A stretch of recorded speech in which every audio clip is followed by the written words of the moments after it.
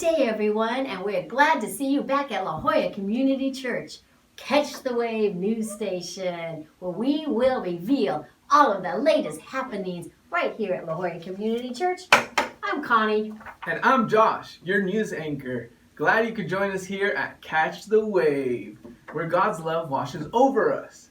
Then we can catch the wave, go tubular with the news of Jesus, then cut back and go into the pocket, do an aerial, and don't wipe out.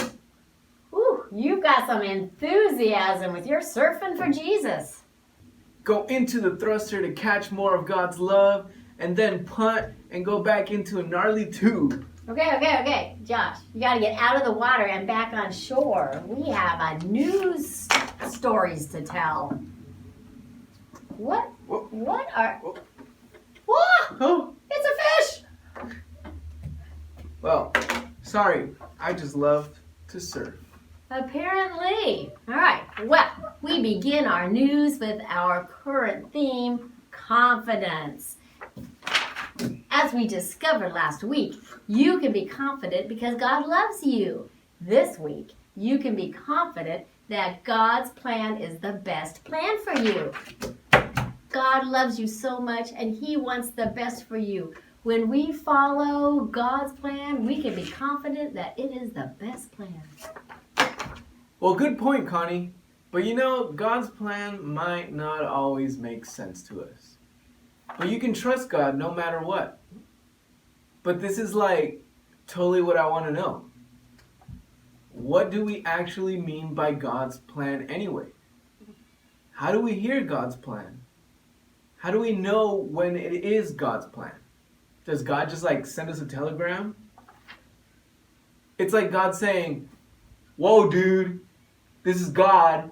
Go catch a wave at the pipeline. It's really happening there today." Totally rad, God. Thanks.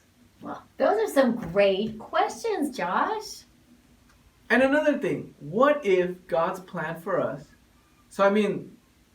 when something happens in our life that you weren't expecting, what if that plan doesn't make sense? Like maybe God's plan seems totally crazy. Now this is worth investigating. I think I have a good story for this question. Do you know the story of how Joshua and the Israelites captured the city of Jericho? That was a pretty crazy plan from God. Joshua? Hey, I'm Joshua. You are Joshua. And I do know that story. It's in the Bible in Joshua 5:13 through 6:20. Hey, look at that. I have a whole chapter in the Bible with my name. Awesome. Joshua was the leader of the Israelites. God told Joshua to take over the city of Jericho and that God would let him have the city. That's right. But here's the crazy part. God told Joshua to have his army and the priests sounding their trumpets march around the walls of Jericho, one time every day for 6 days. Then on the 7th day, they were to march around the city 7 more times with the priests blowing the trumpets. On the 7th time around the city, the army was to shout. And the walls came down, and the Israelites took over the city just like God said. Yes, this is a perfect example of someone following God's plan, and it worked.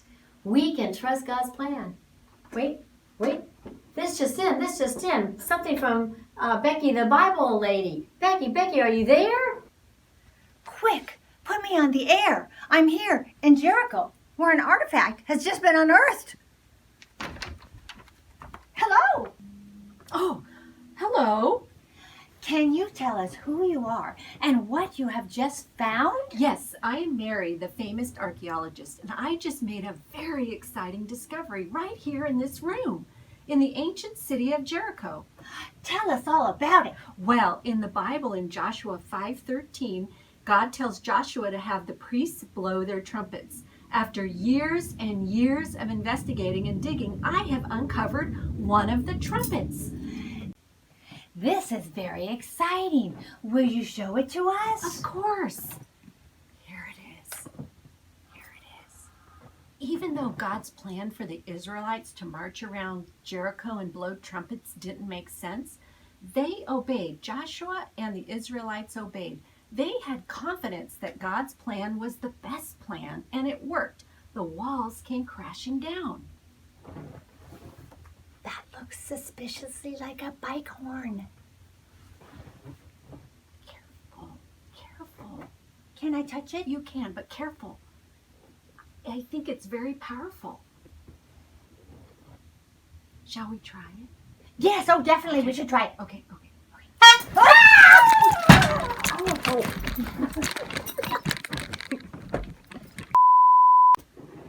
I think we lost Mary in all that commotion. Well, there you have it, folks. God's powerful and very exciting work right here in Jericho. Back to you at the studio.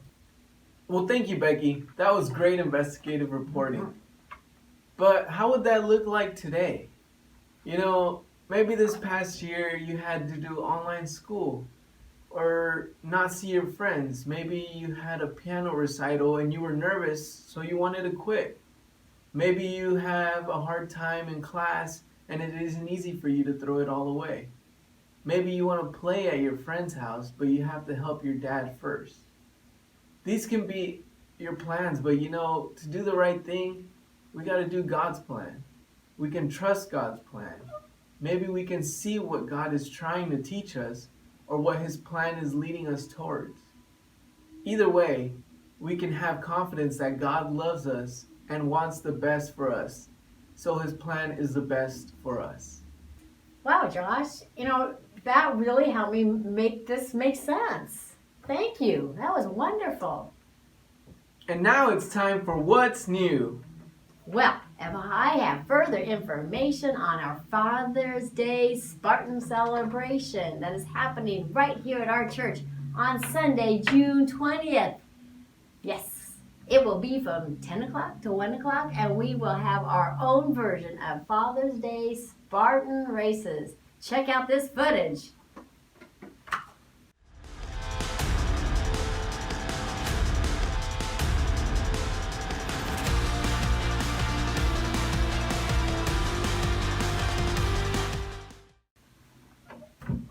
Look like fun? You bet it does. Lots of competing and every dad gets a prize. So be sure to come and show us your best.